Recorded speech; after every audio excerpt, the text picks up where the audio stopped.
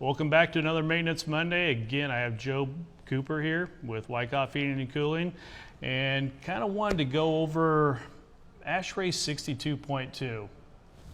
What's that? What's that? What's exactly. that? Well, why don't you give us a little information about what we're building to? Why? Because this, as a builder, we have to conform to Ashrae 62.2. Right. And what Ashrae 62.2 says in a nutshell is that these houses will be properly ventilated. The new houses are so tight, they're so energy efficient that they don't breathe like the old houses used to. You know, you look at houses built in the 70s and 80s especially, and you know, there was natural ventilation occurring everywhere, whether it was around an outlet, whether it was through a door sill or window sill or whatever. Single pane windows. That house terrible. would breathe, yeah. And you know, you look at the old data and you were getting 20, 30 air exchanges an hour just naturally through leaky house.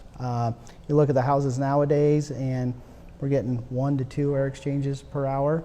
So what code is required now is that you follow Ashrae 62.2, which is a standard which says these houses need to be properly ventilated. There's a couple different ways you can do that. You can do it with air coming in, or you can do it with air going out.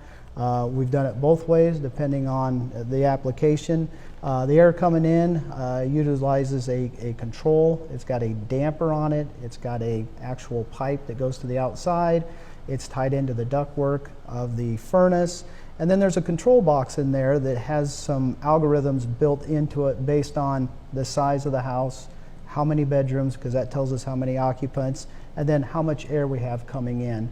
And then what this does is it opens and closes that damper according to that algorithm based on those settings, and it brings the fresh air in to make sure that you're getting the proper number of air exchanges per hour.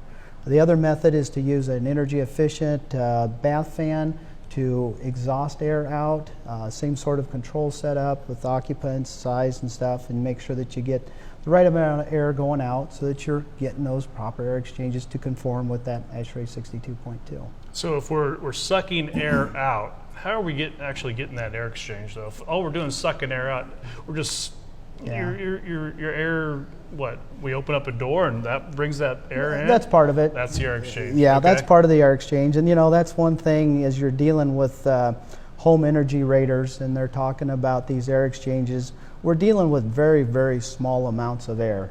And I'm kind of on the same page with you. I'm thinking, oh, if I got all this air going out, where's this air coming in?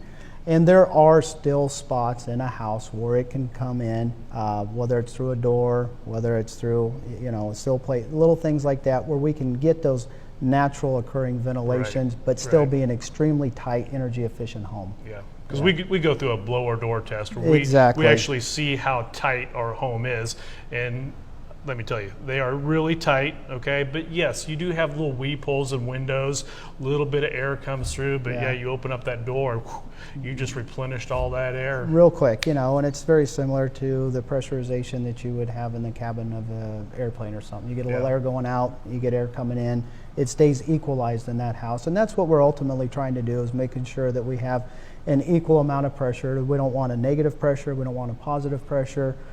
So venting it out or bringing it in still achieves what we need to get the proper amount of air exchanges in that house to conform with code in the Ashrae 62.2 standard. And real quick, how long has that code been in place?